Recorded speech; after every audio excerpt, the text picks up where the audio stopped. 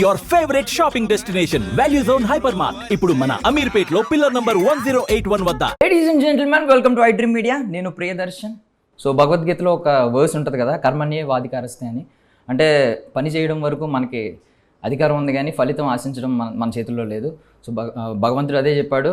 So అది వీళ్ళు cinema ద్వారా మళ్ళీ చెప్తున్నారనమాట. సో మన ముందు ఉన్నారు ఎవర్ యంగ్ బ్రహ్మజీ గారు అండ్ మాస్టర్ మహేంద్ర గారు, రికార్డ్ బ్రేకర్.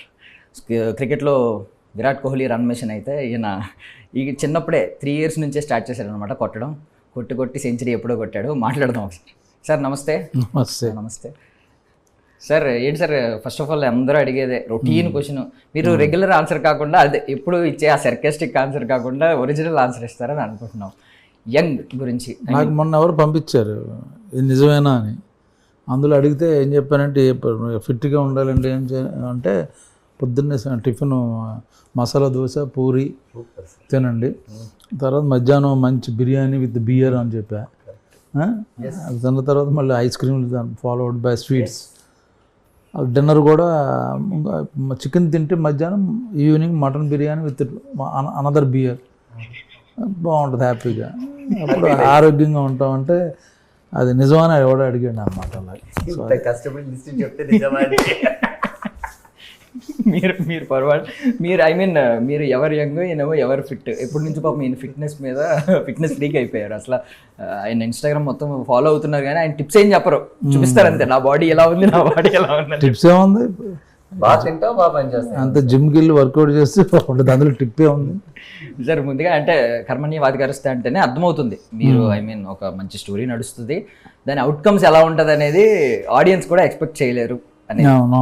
ఒక ముందు డిపార్ట్మెంట్ గురించి మాట్లాడుకుంటే either పోలీస్ డిపార్ట్మెంటో, అది ఇంటెలిజెన్స్ డిపార్ట్మెంటో, లేదంటే ఇండియన్ ఆర్మీయో, మీరు రకరకాల క్యారెక్టర్స్ చేశారు. ఒకటి కామిక్ వేలో చేశారు, కామెడీ ఆఫీసర్, లేదంటే సీరియస్ ఆఫీసర్, ఇలా రకరకాలు ఉన్నాయి. గ్రే షేడ్ ఉన్నవి కూడా ఉన్నాయి. దీని విషయానికి వచ్చేసరికి మేము ఎలా ఆలోచించవచ్చు మిమ్మల్ని? సిన్సియర్గా చేసిన సిన్సియర్ పోలీస్, ఏదో సాధించాలి అంటే పోలీస్ నేను ఏదో ఐజీఎస్పీ ఏం కాదు, కానిస్టేబుల్ని. వాడు పరిధిలో ఏం చేయొచ్చు, సో ఏదో ఒకటి చేయాలి. అలాగే అచీవ్ చేస్తాడు యాక్చువల్గా. ఇప్పుడు వెరీ డిఫికల్ట్ ఫర్ మీ ఆ పొజిషన్లో ఉండి ఇన్వెస్టిగేట్ చేయడం అంటే నా కెపాసిటీ కాదు కదా అది. మన సోర్సెస్ ఉండవు, అప్రోచ్ ఉండదు. బట్ తనకున్న పరిధిలో తను ఎలాగా ఏమంటారు ఫైనల్గా ఏం సాధించాడు అన్నది. అంటే బేసికల్లీ ఇలా సీరియస్ ఆఫీసర్ అనగానే మాకు ఖడ్గన్ సినిమా గుర్తొస్తుంది. మాకు ఒక్కసారి ఛాన్స్ ఇవ్వండి సార్ అని చెప్పి అంత చాలా అగ్రెసివ్గా చెప్తూ ఉంటారు.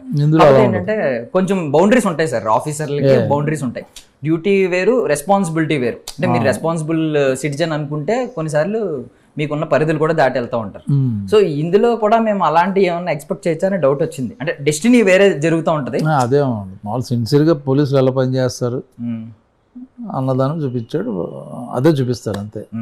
ఎనీ ఎమోషనల్ ఇది ఉండదు. సో మీ విషయానికి వస్తే సర్ప్రైజింగ్ ప్యాకేజ్ అలాగే అర్థమవుతుంది. అది ఏంటనేది మేము జడ్జ్ చేయలేకపోతున్నాం. ఒకసారి ఆ గెడ్డం వేసుకుని కొంచెం మాస్ లుక్లో కనిపించారు, కొంచెం క్లాస్ లుక్లో కనిపించారు. బట్ థింగ్ ఏంటంటే చాలా గ్రే షేడ్ ఉందేమో అనే భయం కూడా ఒక పక్క కలుగుతూ ఉంది.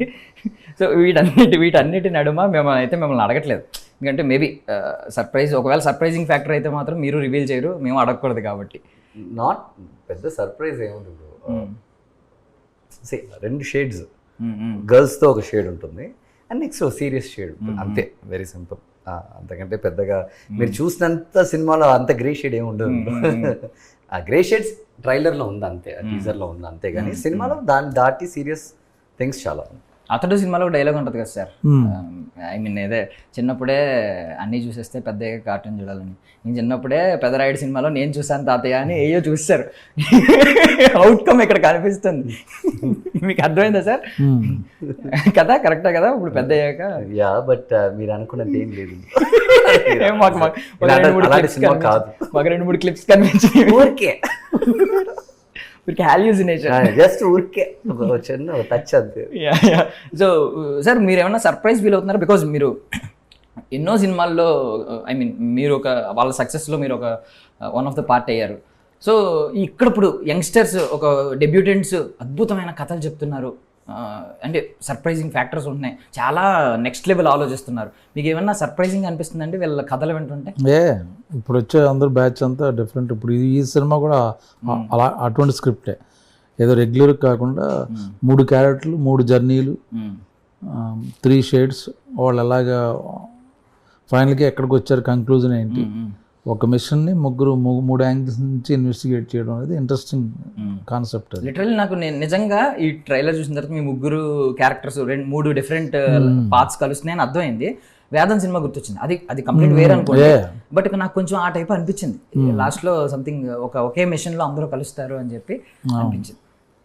సార్ ఇప్పుడు చాలా మంది ఏమనుకుంటున్నారంటే పెద్ద పెద్ద సీనియర్ యాక్టర్స్ని వాళ్ళు, బికాజ్ మీకు తెలుసు ఏది సినిమా సక్సెస్ అవుతుందని కొంచెం జడ్జ్ చేయగలుగుతారు ఇంత అనుభవం మీద.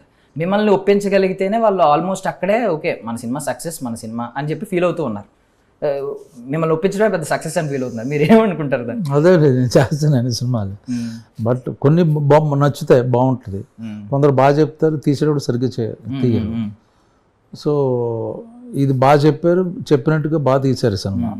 సో నాకు బాగా నమ్మకం ఈ సినిమా మీద. మీకు ముందు అనిపిస్తుంది కదా, మీరు ఇప్పుడు అన్న మాట తెలుస్తుంది కొంతవరకు, అంటే బాగా తీయలేరు, ఎగ్జిక్యూషన్ లో మిస్ అవుతూ ఉంటారు. మా ఆలోచనలు చాలా గొప్పగా ఉన్నారు, బికాజ్ అనుభవం తక్కువ కాబట్టి, ప్రెషర్ కాబట్టి. సో మీకు ఇక్కడ ఏమన్నా ఇష్యూ ఏమన్నా లేదు ముందేమన్నా అనిపించిందండి? పోనీ డౌట్ ఏమన్నా ఉందా? ఒక క్వశ్చన్ మార్క్ పెట్టుకుని వచ్చారా సెట్స్ లోకి? ఎలా వస్తాడు, ఎలా తీస్తాడు? ఫస్ట్ టైం కాబట్టి ఎలా తీస్తాడు అనుకున్నాను, but 3rd day 4th day మనకు తెలిసిపోతుంది. సో చెప్పినట్టుగానే బాగా తీసాడు యాక్చువల్లీ. సో ఇది మళ్ళీ ఐ మీన్ ఆపరేషన్ సింధూర్ కొంచెం గుర్తొచ్చింది, దానికి దీనికి ఏదో లింక్ ఉందేమో అనిపిస్తుంది. ఏమన్నా ఏమన్నా చెప్పదలుచుకున్నారా దాని గురించి? ఏమన్నా ఈ సినిమా చేసిన తర్వాతే ఆ ఇన్సిడెంట్ జరిగింది. Okay, see that is what we have problems always. ఇలాంటి ప్రాబ్లమ్ సీరియస్గా మన చుట్టూ జరుగుతూనే ఉంది. మనం దాన్ని చెప్పాం, అది జరిగింది అంతే. మనం చెప్పకపోయినా జరుగుతూనే ఉంటుంది. అది జరగకూడదన్నందుకే కదా ఈ స్క్రిప్ట్. సో అది చిన్న కోయిన్సిడెన్స్ లాగే. అండ్ మీరు అందులో చూసిన సీరియస్నెస్ మొత్తం ఇందులో ఉంది. మేబీ మేకింగ్లో చూసారంటే బ్లాస్ట్ కానీ, టెర్రరిస్ట్ యాక్టివిటీస్ కానీ, అవి మీరు ఇందులో చూసినప్పుడు ఇంకా కొంచెం క్లియర్గా మీకు అర్థమవుతుంది. సో యాక్చువల్లీ వీఆర్ హ్యాపీ అది జరిగిన దానికి. ఏమన్నా